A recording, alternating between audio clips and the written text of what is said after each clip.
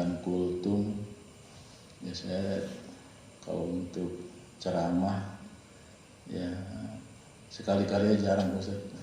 Bukan ya, ceramah itu memang hobi saya ngajar, ya biasa sih ceramah di kelas, tapi bukan ceramah menyampaikan materi akademik. Saya mengajar pelajaran umum. Para hamba sekalian, di mukadimah tadi saya bacakan ayat Al-Quran, wa ma khalaqatul jinna wal insa illa liya'budun, bahwa inilah tujuan hidup kita diciptakan oleh Allah. Tidak ada lain semata-mata dalam beribadah kepada Allah. Tujuan hidup kita semata-mata untuk beribadah kepada Allah. Apa itu ibadah? Ibadah dengan menghambakan diri kepada Allah, bahwa kita ini sebagai hambanya Allah, Abdullah, hamba sahanya Allah, dan Allah adalah sebagai Tuhan dari segala-galanya, sebagai maha segala-galanya, harus kita tunduk dan patuh kepadanya tanpa rasa ragu. Itulah ibadah. Ibadah satu tanda tunduk patuh kepada Allah, tidak pilih-pilih, tidak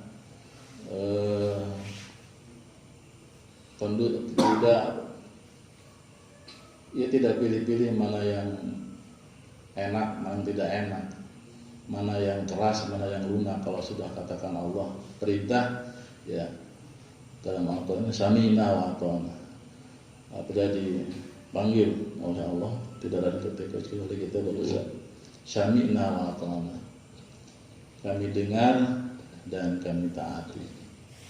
Maka para hamba sekalian, dalam hidup dan kehidupan kita tiada lain, semuanya adalah harus bernilai ibadah. Karena ibadah bisa dikategorikan ada ibadah yang umum, ada ibadah yang khusus, dan ada ibadah yang umum. Ibadah khusus, ibadah khas, ibadah am. Bahwa segala apa yang kita lakukan, ucapan kita dari mulai detak jantung kita, hati kita, kereta niat kita, ya, kemudian ucapan kita dan perbuatan kita harus semuanya bernilai ibadah. Para hamba sekalian, bahwa dalam keseharian kita paham bahwa perintah Allah dan segala larangannya memang harus senantiasa perhatikan dan kita taati. Kalau memang sudah perintah, ya laksanakan. Kalau sudah itu larangan, ya tinggalkan. Maka sesuatu itu bernilai ibadah, baik ibadah secara khusus atau ibadah secara umum. Ada beberapa kriteria. Di antara yang paling pokok bahwa ibadah itu yakin akan terima ibadah kita oleh Allah. Yang pertama dengan landasan niat ikhlas karena Allah semata. Keikhlasan. Dalam kita sholat subuh, katakanlah berjamaah sholat subuh, dinilai oleh Allah akan beda. Tergantung kita melaksanakan sholat subuh itu atau juga ibadah-ibadah yang lain, niatnya karena Allah atau karena faktor lain. Kalau kita niat semata-mata karena Allah, tanpa ada reserve, tanpa ada pertimbangan-pertimbangan lain, pamrih dari semua manusia, insya Allah ibadah kita ikhlas.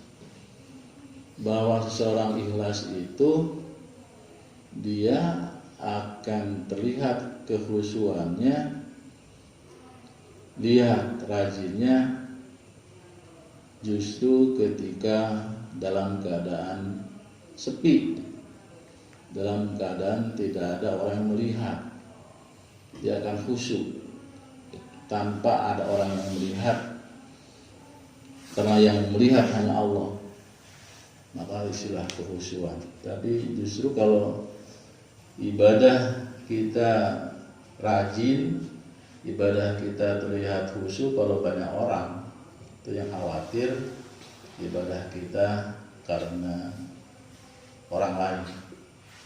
Ini yang memang sangat berat. Menanamkan nilai keikhlasan itu memang harus terus diperjuangkan, harus dilatih dan dilatih. Para Allah sekalian, Allah berfirman, wa ma umiru illa liya'budun.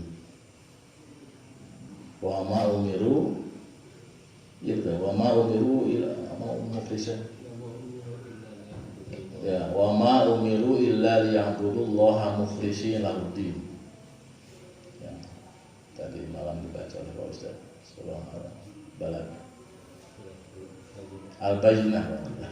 Surah Al-Bayyinah. Tidaklah perintahkan kepada manusia kecuali perintahkan beribadah kecuali dengan mukhlishina lahuddin, keikhlasan dalam beragama. Maka itu pada kesempatan ini saya menasihati diri saya pribadi dan juga mungkin bermanfaat bagi para jamaah. Mari kita senantiasa tanamkan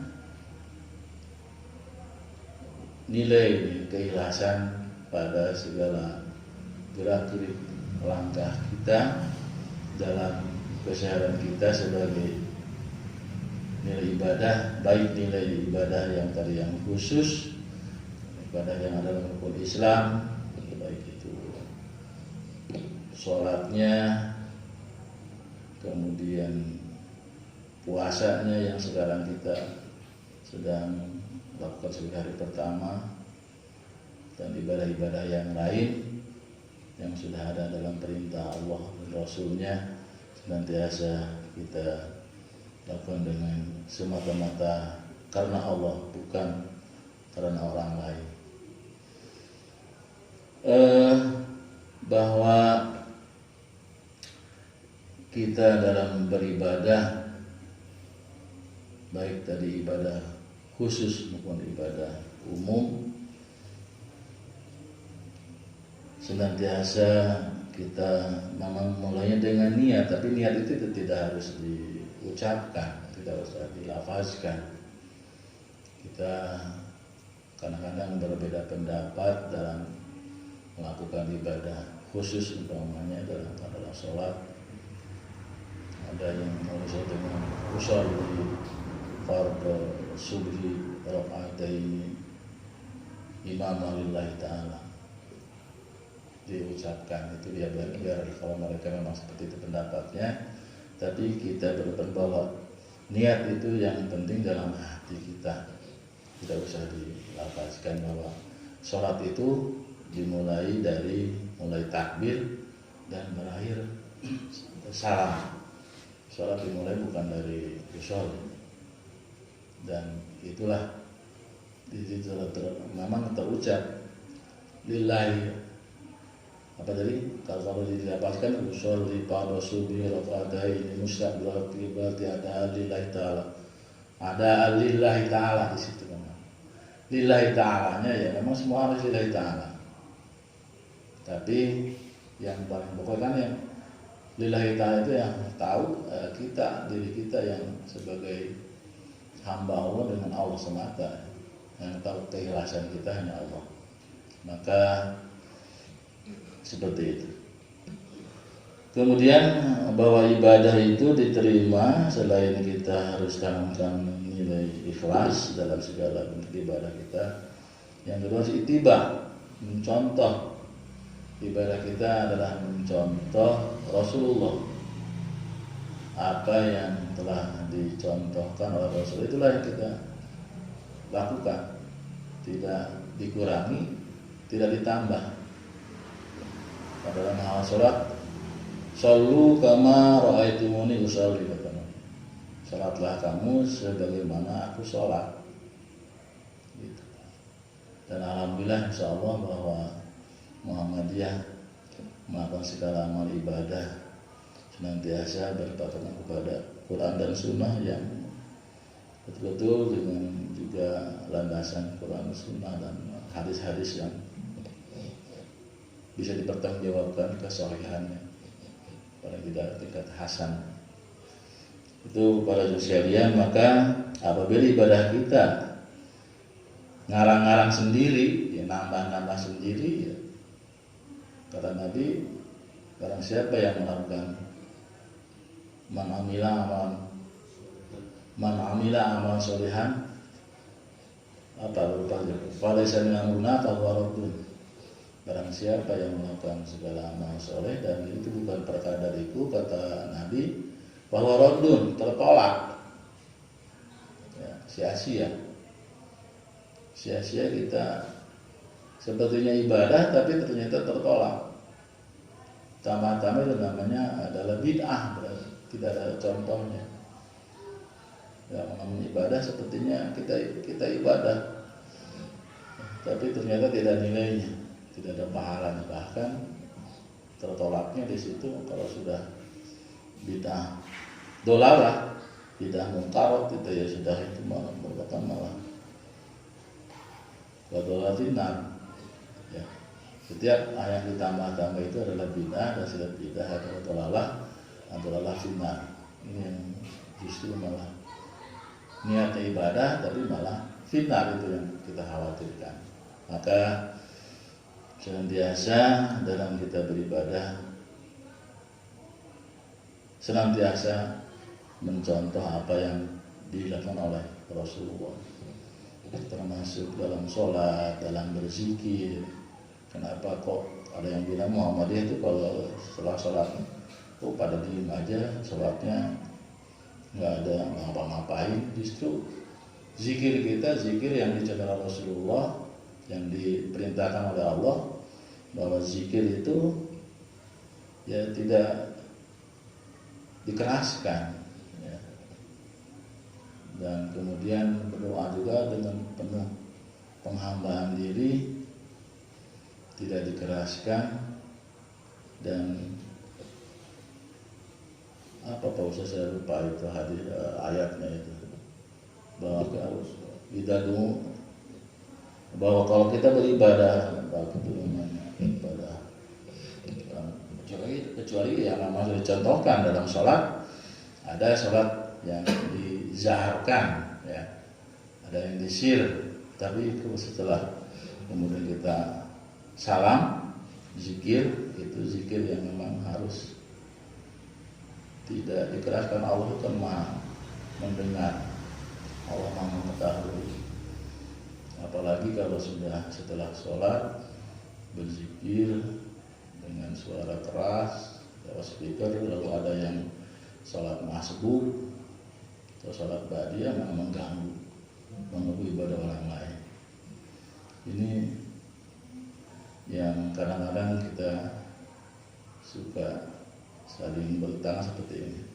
Tapi dalam keseharian kita, kalau memang ada hal-hal yang kelihatan berbeda, kita harus lapang dada, tidak saling menyalahkan. Silakan masing-masing, ya, lana amaluna walakum amalukum. Silakan bagi kita amal kita yang kita yakini dan yang berlandaskan pada Al-Quran dan Sunnah, tapi mereka itu mungkin ada penafsiran lain atau karena bimbingan yang belum sampai, belum berdaya, tidak usah kemudian saling menyalahkan. Yang tidak boleh kita saling menyalahkan. Allah Maha bijaksana. Dan demikian barangkali Ustaz, sekedar perkenalan saja, ya. Alhamdulillah di hari pertama Ramadan tahun ini saya bisa berkunjung ke bisikan ini. Bisikan saya sudah dari tahun 80-an datang ke situ makan askar selaku waktu saja. Dan alhamdulillah ada perkembangan terakhir, sudah ada di sini sholat Syifa biar Nabi Muhammadiyah. Bisikan yang harus terus kita dukung, yang harus kita terus bagaimana kita kembangkan dakwah, ya, dakwah yang memang satu keharusan. Kita ini harus senantiasa berdakwah, mengajak pada orang lain dalam hal kebaikan sesuai dengan apa yang telah dicontohkan oleh Allah dan Rasulnya. Demikian kurang lebih, mohon maaf, dan saya mohon pamit juga, mungkin nanti